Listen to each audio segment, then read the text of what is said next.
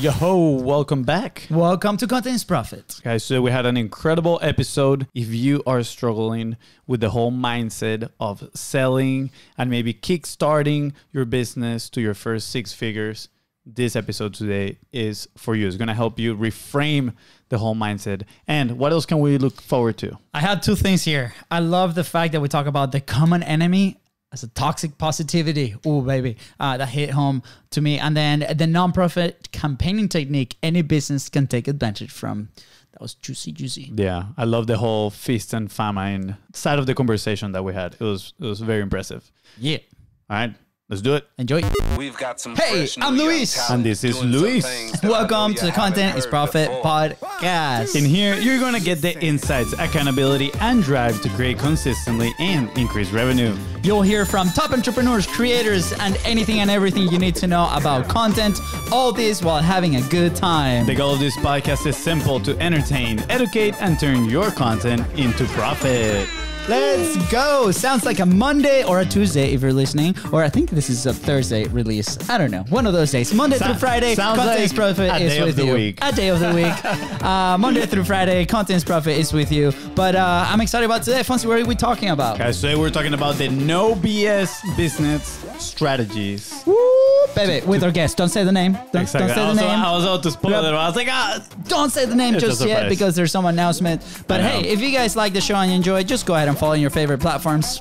That is right. And follow us on social media as well. And if today's guests help you move one step closer towards your goal, please don't forget to share this episode and leave a 5-star review. That's right. My tongue gets all tangled up when I go too fast. Tangled up. I know you can't keep up with my speed. Anyways, okay. Another epic guest referred by the Content is Profit family. That is right. And she is ready to help you cut through the BS. We can potentially, say it. We're not gonna bleep anything in here. That surrounds online businesses by sharing some of the ways in which she has generated over 20 million smackaroos throughout her businesses. All this while prioritizing her life as a mother, staying true to her values, and being the incredible host behind the No Bullshit or BS Business School podcast. No blipping. No blipping. Please welcome the one and only Jan Ditchfield. I love that intro. Thank you so much. It's messy, It's messy, but it's authentic. It felt good. I love listening to your podcast, so I was all excited about it. I want to hear the intro, and I want to be my name's being said. So it's really awesome. Did we perform just right? Like, was it everything that you expected and more? Everything and more. Yeah. Oh, that's awesome, John. Very excited that you're here. Very honored, actually, that you're here. I mean, the fact that you came in into our first meetup, or they called that we had a few, was it last week or a few weeks ago? And you're like, oh my gosh. 2 weeks ago, yeah, I think so, yeah. The first thing that you said, I love your show. I'm like, of course you can be on the show.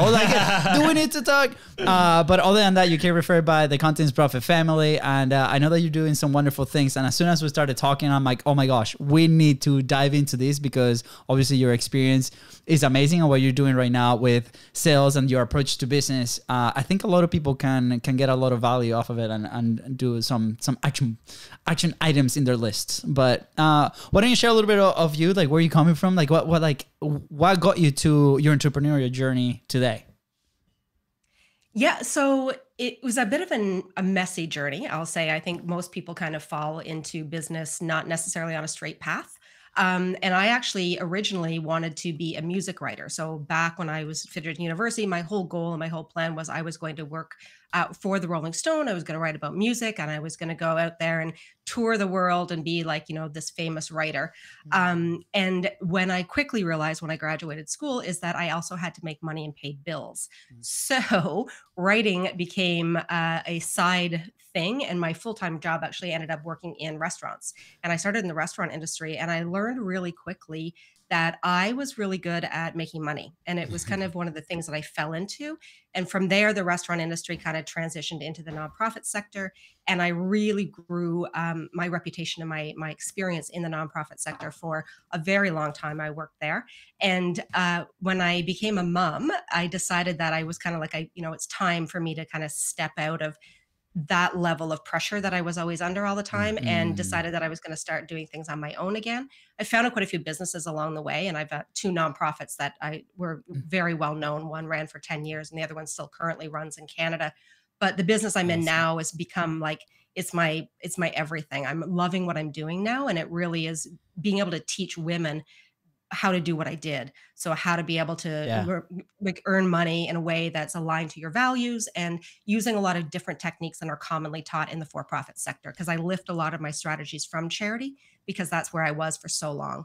Yeah, that's interesting. I'm curious, a lot of people feel like they could potentially lose their way, with their values when they start making a lot of money. So, I'm pretty curious on why that transition on, especially because I've noticed that that's a big part of your message. And I mean, does it have to do anything with what you learned in the nonprofit sector? Because we don't know much about the nonprofit sector, but, I'm sure there could be some things in there happening that could potentially change your point of view around the whole making money aspect of business. So I'm curious, how did that transition happen of going nonprofit to building your own for-profit based on this, values that you have? The transition kind of happened naturally in a lot of ways. And it's because of the fact that I think a lot of women, or business owners, period, who are very heart driven or very passion driven, have a tendency to lean into this idea that if I just love my business enough and I work hard enough and hustle hard enough, that money will come to me. And that same attitude is actually really dominant in the charity sector, where people really believe that it's all about the cause and it's not about the business. And in fact, like, what I really believe is there needs to be a balance between the two. Like, you need to equal out your passion, but you have to have business acumen in place, because without it, you really can't make the impact that you actually want to make in the world. And you need money in order to be able to do that. Yeah. So I think for me, because I have such a belief system that it's not about selling, it's about serving, that coming in and working with people who are also in that mindset of, I really want to make a difference in the world, or I want to change something, or I want to do something significant with my business, but I want to make money while I'm doing it. That's where I kind of come in and help people align how to be able to do both. So stay true to yourself while you're making money and not feel guilty about it. I have a question, since like your very first sentence, like you said, I realized I was good at making money. How did you realize you're making that you're good at making money? I know this sounds terrible, but it's easy for me. Like, it feels easy. It's one of those things, like, my brain thinks in that process of, how can I think about campaigning, and how do I think about connecting people to feeling really good about themselves?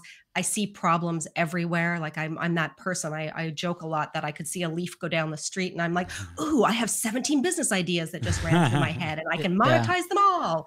And so I think it's just the way my brain is wired. And it's something for me that I'm passionate about. I get excited about it. Yeah. And I love being able to teach other people how to do it. Again, in that way that doesn't feel like, you're selling, like feeling that pushy way that most people kind of think of sales, and instead of learning how to actually just serve the people you're here to serve and understand how to solve their problems. Yeah. I love that mindset. It reminds me of an episode that we did with Chris Do. I don't know if you're familiar with him, but he said, he talks a lot about sales, and he told people, I want you to just change the word sell for help. Literally, just like reframe it in your mindset. Do you think, and you said something very similar, right? I don't see it as selling, I see it as serving.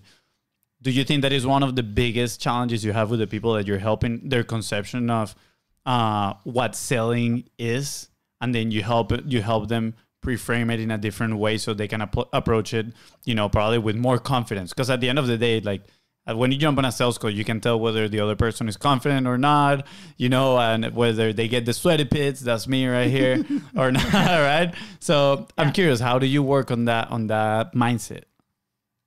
I think I think that, first of all, like, the mindset aspect of it is really important. But again, I think going back to that idea that I feel really strongly about is that every single person here has a gift. Like, we all have a gift, and we have the ability to be able to help people in a meaningful way. And if we don't go forward and actually put ourselves out there and take our gift and our solution that we have and help to put that into people's lives, then we're never actually actualizing our own potential in life as well. So when you shift your thinking again, and this is very much coming from a charity mindset of saying, my role here is to align somebody with a solution to make their life better, and I get paid to do it, then this is great, right? Because my life is better because of it, but I'm also helping people along the way. Just as you said, I'm serving the people I'm meant to serve with the gifts that I have. And I think shifting your mindset to that removes that entire feeling of selling and I feel sweaty.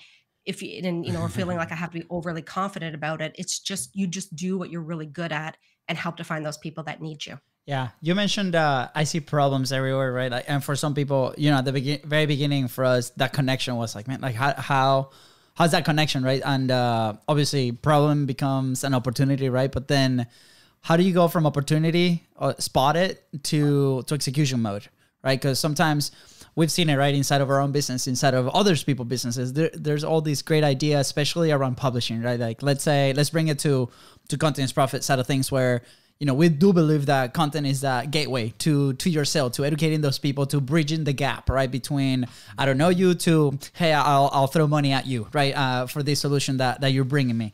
But when it comes to execution, we're like, hey, we can do this podcast, we can do this YouTube channel, look at this concept. This will be interesting to talk about, right? Let's say from a real estate show that they want to bring the leaders of the city and have an amazing conversation. And then on the back end, having these conversations to invest in the city. But then on the front end, we have this audience. Like, it sounds beautiful on paper, but how do we then go from that to execution, right? Like we have our own system on the side of content side, to help people like that. But I'm very curious from your side of opportunities into sales, what's that bridge? How do people go from that to making money? That's a great question. And it's exactly what I teach in one of my programs. And so really what it comes down to is I think I like to talk about building a business like a house. Like that's really where I focus on that idea of business building should also be really focused on the boring aspects of life. And I teach boring stuff. Like I'm the first to admit it. What I teach is incredibly dull. I teach value propositions. I teach positioning statements. I teach budgets. I'm not teaching fun things, but the things I teach actually help people to make money and go from that idea of that ability to say, I have a spark, to putting all the pieces together to actually start making money. Yeah. And so the first thing in it is your foundations. Like I think it's so core to say, okay, I have an idea or I see a problem and I have something that I think is really going to be a great solution. And you need to work out those foundational things right off the bat, which include like, does that problem that you think actually exist in the world? Or is it something that you have experienced personally, but nobody else out there is? Like you need to validate the problem before you start with anything else. Yeah. You need to know who your ideal people are. And as commonly said, everybody talks about that all the time, but I think you need to know them in a very different way than what kind of car do they drive and what color's their hair. Like those things don't matter unless you are selling cars or you're a hairdresser. But in like kind of the real world of things, like what we need to understand with our people is what actually makes them tick. Like what do they think about and what do they feel in their heart? And what are the psychological reasons why they're out there actively searching for a solution to their problem? Like what's the thing that I always talk about is the 3 a.m. wake up, where they're lying in bed at night. And you guys know, because I'm sure you've had them too.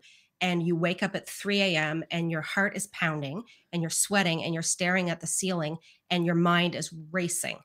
And if you can get into that mindset, if you can understand what's the thing that makes their mind race, then that's the way you're going to be able to sell. Like that's what you're going to build everything off of, is that mind race and that thing that happens. And so understanding, again, like the deep-seated reasons why somebody's going to actually be connected to what you sell is going to be so beneficial in taking that plan to action.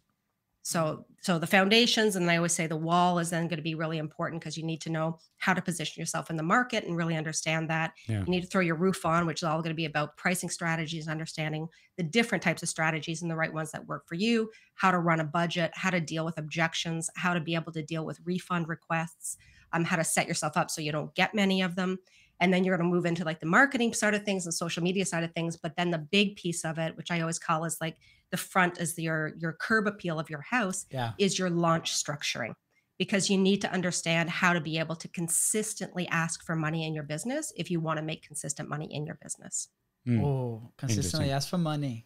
I know. Give me the moolah. I wanna dive into that, but I found it interesting. I wrote here kind of like, you said that you are the first one to admit to teach like the boring stuff, right? And something that we realize is that that's it. Like business is just like a bunch of boring tasks put together, done consistently, right? But I slightly disagree with that one second. Okay.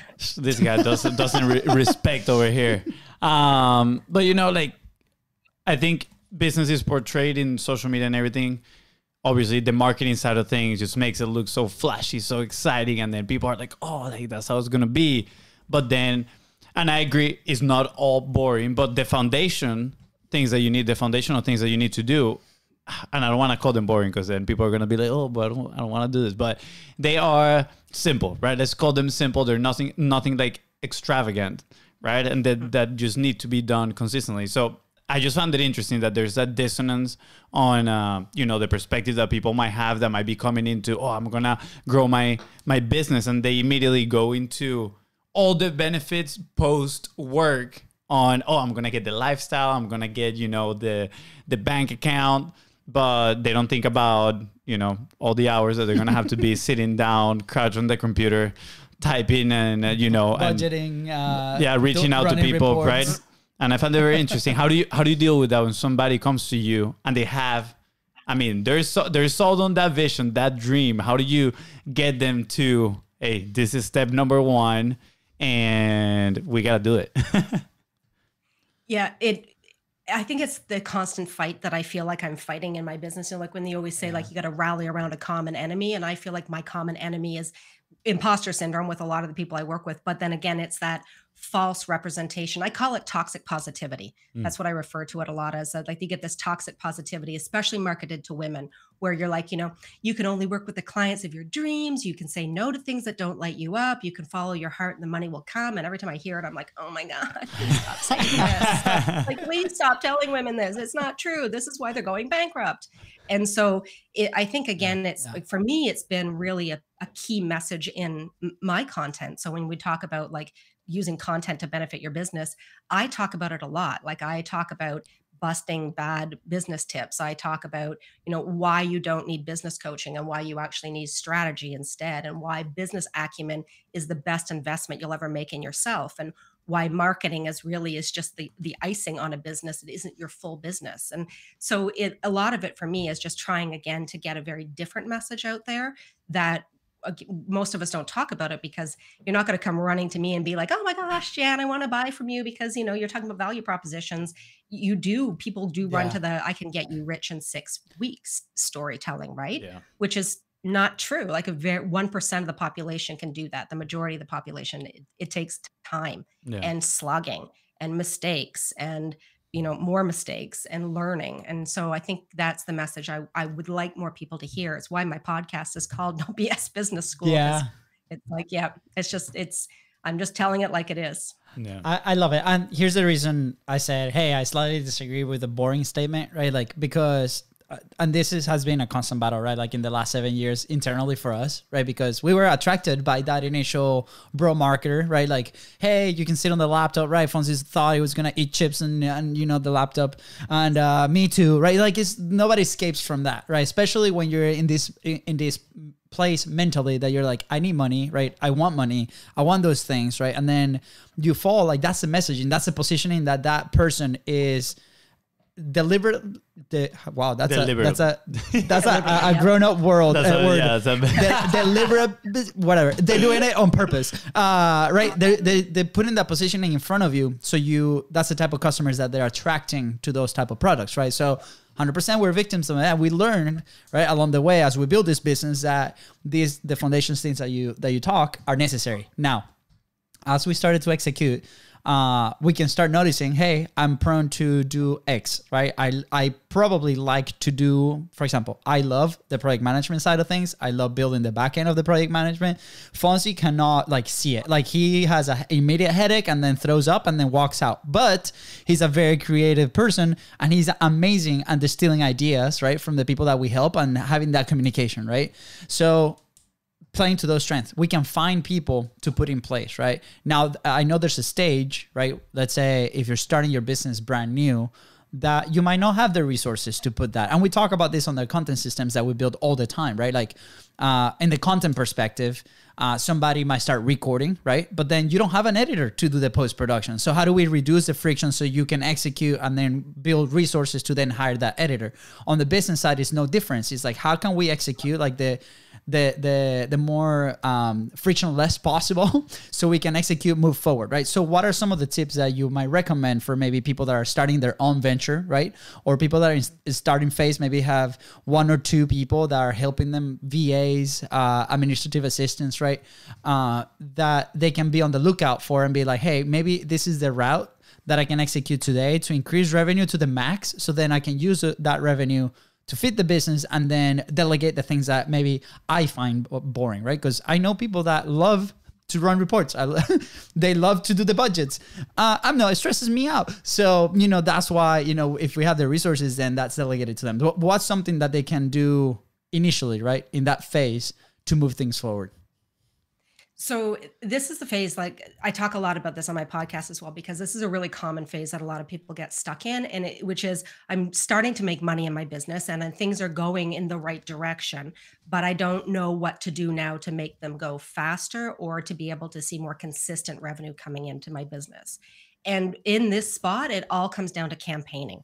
That's what it is. So this is directly lifted from charity, what I'm going to talk about, like directly lifted from it. And the reason why, when you go into the charity sector, when we work there, we're given targets immediately when we walk in. So I worked as a gun for hire. So I would come in and I would be hired by the charity to fix big issues. So they were losing big money. They needed a campaign done for them. They needed somebody to kind of, steady the ship, fix operations, do things like that. So I would go in, I'd be handed a number and say, this is what you need to raise by the end of the year. And the numbers are generally quite large. So they're, 750,000 in a year, 1.2 million, things like that. Like you gotta get in there. So the only way that you can make that happen, or the way that I've made it happen in my whole career, is by campaigning. And it's the same idea of sitting down and saying, where are the opportunities that I have currently right now? So do I have a list? Do I have opportunities to be able to do direct mail? Do I have what's my email list looking like? Where are the parts of my business that are actually really making me good money that I could do more of that and less of the other things that are actually not making me money? And first getting that critical eye going on in your business and removing yourself emotionally from it and just looking at this is business at this point, right? It's data, it's numbers, it's decision making. And then once you kind of go through that process of getting rid of all of the things that aren't working, it's doubling down on the things that do. And for me, it's always been about campaigning. So it's creating an opportunity to bring people into your world in a way that's going to be really authentic, really meaningful, and provides them with a really immediate transformation in a very, very specific time frame. And then launching that repetitively throughout the year. So over and over and over and over and over again. And that can take all kinds of different shapes, like what you do. Some people can do it with, in-person events. Some people can do it with online campaigns. Some people can do it with workshops. I would not recommend trying to do it with webinars, because webinars, they only work for certain people, certain types of businesses, I feel. But having that like high touch point, because we know, right, like it takes like 7 to 12 touch points with somebody before they're going to make a decision to give you money. And if you can condense that experience into something that's really, really contained, you can put your conversion rates really high versus trying to draw things out over a long period of time. So that's really what I focus on. And that's what I teach, is how can you get those, it's called capital campaign strategy is what it is. So how can we get those capital campaigns running every single year in our business, so that like monthly or every second month, we're campaigning. And then it just starts to run pretty naturally after that. So is that aligned with kind of like the training that you're about to do? Is that practically you're practicing what you preach?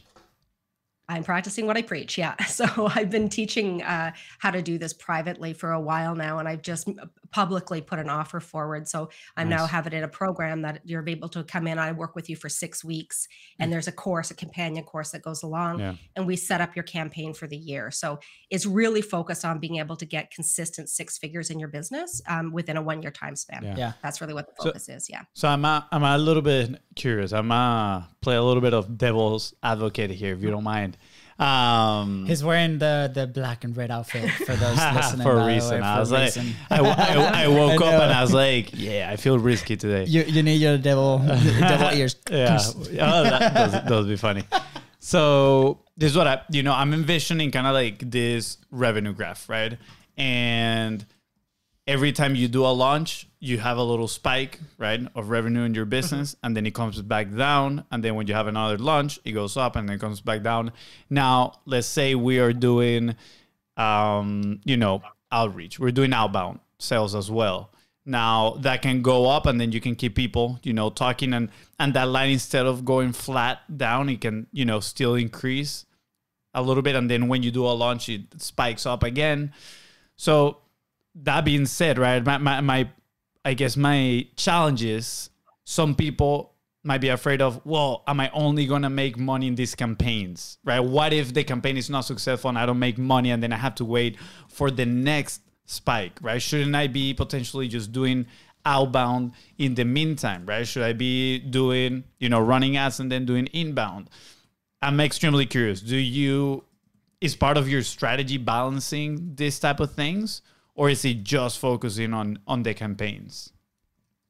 No, you can't do run a business. So you can run a business, but I wouldn't recommend running a business where you are just focusing on your revenue coming in from live launching.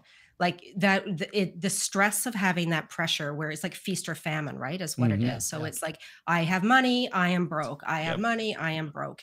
It's what charities quite honestly do. And it's why they struggle so much, is because they get so focused on that idea of, oh, we're broke, quick, raise money. And then no, we're not going to do anything for 6 months. And oh my gosh, we're broke again. And now we need to raise money.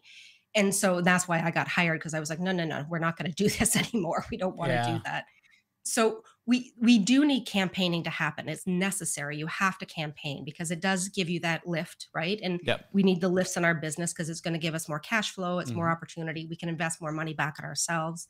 I only teach organic strategy, but a lot of people, I don't do any paid strategy in my own business. So you can do a lot of things though through paid strategy and putting things back into ads. But on the back end of that, you also have to have another second or third offer that's actually going to be something that's going to stable the ship when you're doing that spiking. So I would never recommend to somebody to come out and say like, okay, this is why like the course model is so stressful, right? Everybody's like, oh, just go out and launch. And then you're like, great, I made $30,000 and now I'm broke and I can't launch again for 12 months. And so what am I going to do? So having different revenue streams in your business is necessary, and trying to put all your eggs in one basket is just going to be a recipe for disaster. So yes, Fonzie, I totally agree with you, right? Like you can't have, the spikes are great, but you got to have a line in there as well that's going to be able to be the thing that pays you while you're doing all the other fun stuff. Absolutely. So you mentioned, sorry, I'm hugging the mic here. Choke the mic. Hashtag choke the mic comment. But you did mention that you are, that you mostly do organic strategies for this. What are some of the things that you do, maybe on a daily basis or whatnot, to keep that baseline, right? So for me, a lot of the things that I do, again, are really focused on stewardship and on cultivating relationships. So I spend a lot of time kind of focusing again on how can I have authentic conversations with people, and how can I have meaningful conversations so that I'm keeping my funnels warm again and leading people into different spaces. So I have 4 offers in my business. Those are 4 consistent offers that I have. And each one of those offers has been directly built to help women in different stages of their business. Nice. So some of them are right at the beginning. I have something that helps them then. If I get them at the beginning, then I can move them into the next phase, which is where I help people to be able to get to the next phase and then to the next phase. So it's really focused on going from 0 to 6 figures, and I can help you along the way. So I view it as, again, it's a journey, right? And my business has been built for that journey. And then where I'm always thinking about is, what is that stewardship and that cultivation, that prospecting that I'm doing every single day to find people to bring into the right sections of that. So it's done through all kinds of things. It's networking. It's done through, I do more reels than anyone ever wants to watch. they're a huge part of my flow though. And then again, having a chance to be able to come on podcasts and run my show this way. And so it's going again back to a lot of old school sales techniques, which are really about getting to know people. instead of just relying on ad revenue. Yeah. I love it. Can I talk now, Fonzie? You are allowed. Yes. Thank you, Mr. Devil. I think this is perfect. So you mentioned Reels, right? Like, I'm very curious, like, what your content ecosystem looks like. This is a term that we've used for quite a while. And we started seeing content in a very different way, especially with our show. Obviously, the interview has like that initial factor of like, let's build that relationship. I'm pretty sure like that's one of the elements that you utilize is very powerful, but also on the back end, then all the content that can come out of that, not only production wise, but idea wise. So like after this, you see us probably like taking some notes. There's some pointers in there that then we can further and we dive in. There's more research that can be done, and then that can turn into more content and different things and the different angles, opinions, right? So not just that, I'm very curious, like how do you discover your current like content ecosystem? How was your evolution from the very beginning, right? What was the first thing that you tackled? Was it podcasting? Was it a different type of content? Can you walk us through a little bit of that? Yeah, for sure. I love making content. It's like if I could make content and do nothing else other than selling, I would be happy just to sit in the world of selling and content creation. So my first tackle was my email list. That's what I first started with. And because for me, I came out of the world of you need a lead list. Like if we don't have a list, you don't have a business. So for me, my email list has always been incredibly important to me. And it doesn't have to be a large list to be successful. I don't actually have a large list, but I have a really engaged one. Like I have a great open rates. I have great response rates, and I work on that part of my business on a regular basis. Like it's a craft to me. Like I really take a lot of time with my emails and try to write as though I'm writing to my friends. So I treat it like a letter. Like, that's what it is more than anything else. From there, my podcast is probably the most important thing beyond that. And my podcast to me is my love letter to the people I serve. So I spend, again, my content thought with that is, what are the things that I know they're struggling with? What are the things that I know they're getting caught up by other people saying, like other people in the industry saying to them? What are the things that are holding them back from moving forward with their ideas? Or what are the things that are making them want to quit on their business? And so I spend a lot of time really trying to reinforce that this is normal. The journey is normal, that we all hate our business at some point. We all want to quit our business, and that it's actually okay to feel that way. You don't need to love it every single day, but you need to learn how to get through it so you can keep focusing on getting to the good side. It's like when that 3-year-old's throwing the tantrum, doesn't want to go to bed, and it's like 1 hour, 2 hour, 10 p.m. Like, go to bed. Like, no, same thing. Yeah. It's like, the same thing. Yeah. I wish I never had you. No, I'm kidding. I've threatened many times to sell my daughter on to people, so I'll tell you that there are many times. So it's true. But for me, then the next part of where I really have found that my content ecosystem works well for me. I love that term, by the way. It really works well for me is my reels, and the reels that I do and the ideas I get for my reels really come from the Q&As that I run with students and in all of my free boot camps, because I do a ton of free stuff. And I run I have a really, really well-known boot camp that I run a couple times a year and bring hundreds of women into it. And I answer Q&A. Like I'm just in there doing Q&A for 30 days plus teaching. Awesome. And so the questions that I get from there become my content, because I'm getting the actual questions. And I always say, if one person's asking me that question, I guarantee 20 people are thinking it. So I've always pulled directly from that. So, and it's been really successful for me, especially with creating reels. That's awesome. What's your flow? Like, I know I'm getting a little technical. Before diving into the flow, I just want to make a quick remark here for those that are listening that notice how, she didn't say that she is everywhere doing all sorts of content, right? I think you are very aware of what your capacities and your strengths are, and where your people are hanging out and where you're leading them, that you put a lot of intention into what you're doing, right? The email, the podcast, and the reels. Sure, I'm sure there's some of the people listening right now that they might be like, whoa, that's still a lot. That's fine. You can just potentially just pick one and focus on that one until you have the resources to, go and do the next thing. So I really enjoyed this explanation that you gave. I'm curious though, if you would have only one thing that you could do out of these three, which one would you do? Oh my goodness! You're gonna make me choose through my babies. The babies, My favorite baby. Wow, Fonzie, way to do. Hey, we're ruthless over here. Ruthless. You are. I would have to say logically, I'd say my email list, but if it was my passion, it would be my podcast. So I think again, because the email list for me is so important again, from that aspect of having leads, but my podcast, like I love it. I love doing it. I love the people I get to talk to. I love being able to show up in a way that really gets people get to know me and I can be authentic and be myself. And I think that's the place where I really, if I could just do one thing, that's what I would do. Yeah, Nice. I love that you mentioned email and podcasting. A lot of the questions that we normally get is like, hey, how do you actually connect the podcast? Because normally the people producing the podcast is out of love, out of the passion of these conversations mostly, right? It's one of the platforms that are harder to grow, as we came to find out with the network. And but at the same time, it's so rewarding, not just personally, but on the business side, right? So connecting your platform to your email list, which ultimately is how you continue to develop that relationship. And that's something that we've dropped the ball 100%, right? So, public apology for those that have signed up to the Contents Profit email list, because, we tend to do great in video, but, writing the thing. And that's one of the things, right, that full circle to the very beginning. Where you just do the interval training in soccer, so we do intervals of writing in the email list. I know. So it is up there, right? And, if you're listening, you want to read something very specific in there, let us know.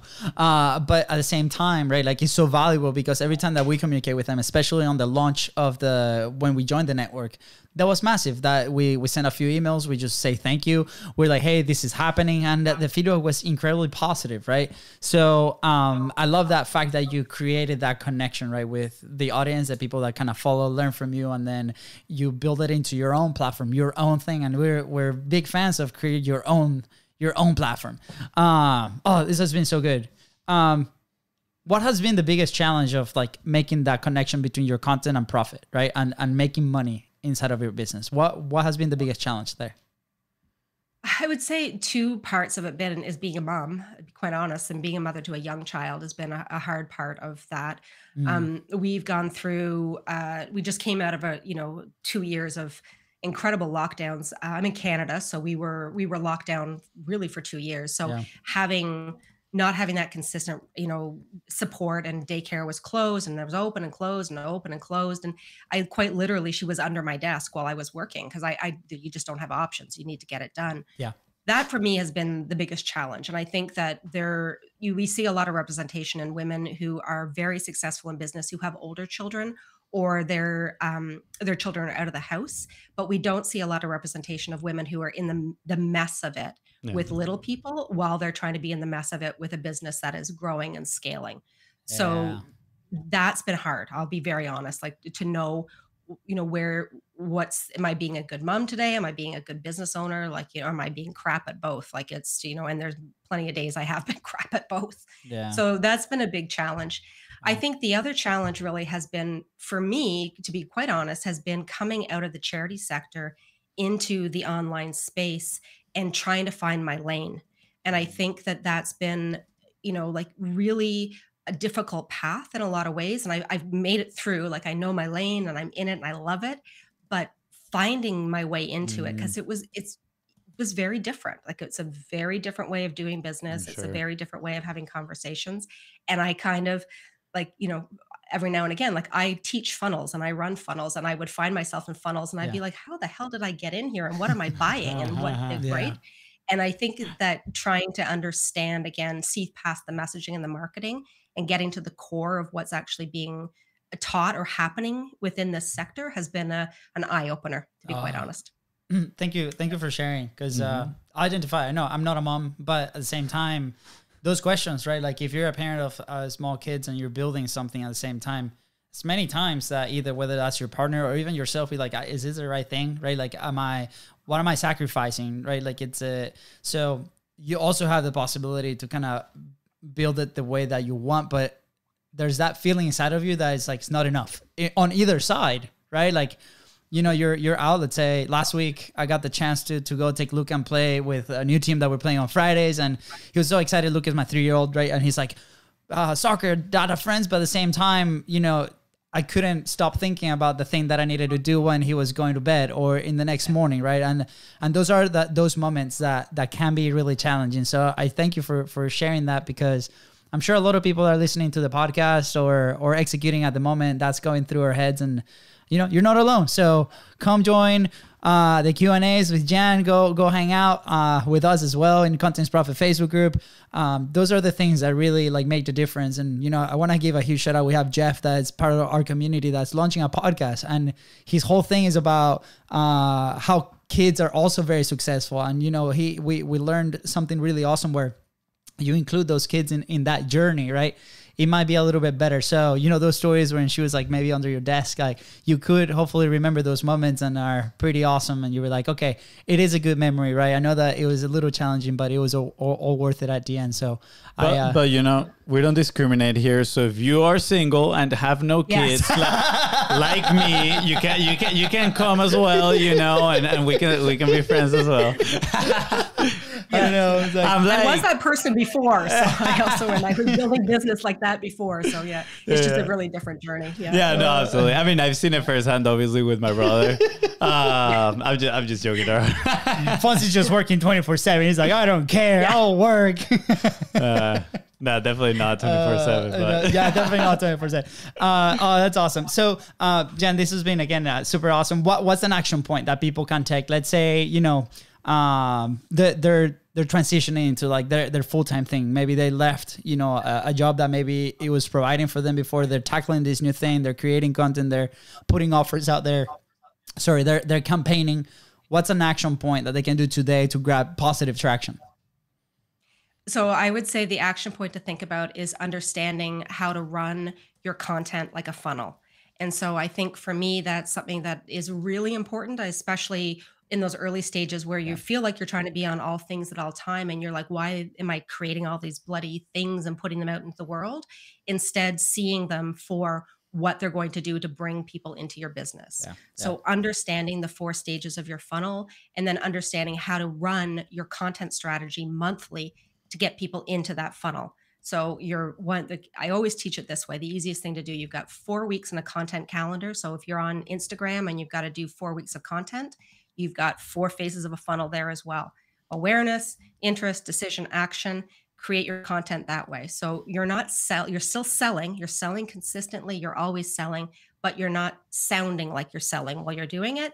And it's helping people go through that decision-making process, which is what a funnel actually is, and leading them into, are they going to buy from you? Yes. Or are they not going to buy from you, and let them move on? That would be the one thing I would say. Ooh. It takes so much stress off of content when you know why you're doing it, where you're going with it. Yeah, 100%. And there's a quote that I heard a couple of weeks ago, and it has like stuck. It's like, when you can't be motivated, stay consistent. And then I started digging in, like, how do I actually stay consistent? And part of it is that framework, how we set it up, how we set up the system to create, to produce in any way, whether that's content or business or sales, right? To be able to stay consistent, right? So I love what you just explained, because it's part of that. Is it removes all the friction, and then you understand where things fall, and with that very clear, it's gonna help you stay consistent. Hence, then going back to the motivation zone. So, love it. That was good. FONZI, other questions? Well, I was gonna say that sounds like a Jocko Willing quote. Probably. Like, I've been seeing a lot of discipline and military styles, like, which I agree. I agree with that. You're saying. I don't know. That has been the quote that has helped me a ton lately, right? With like lack of sleep and with the babies, the 3-month-old, that kind of motivation sometimes is not there. But where will you be if you did not publish, Jan? Where would I be? Oh, I don't want to think where I'd be. So if I wasn't doing what I'm doing now, where would I be? If you didn't publish, so if you didn't create any sort of content.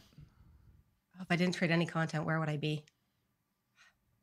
I don't have an answer. How pathetic is that? I could not imagine my life without creating content. And I know that's not the answer you're probably looking for, but that's the truth. Like, I couldn't imagine not creating content. I don't know what I would do with myself. I would be in a closet create amusing myself. Maybe that's what I'm doing. But I don't know. I just content has been part of my life forever and ever and ever. I mean, I wanted to be a writer. So I think that I couldn't imagine what my life would be without it. It's just been, it's changed everything for me because of that. Content is everything. Yeah. And just so you know, we asked that question with no expectations whatsoever.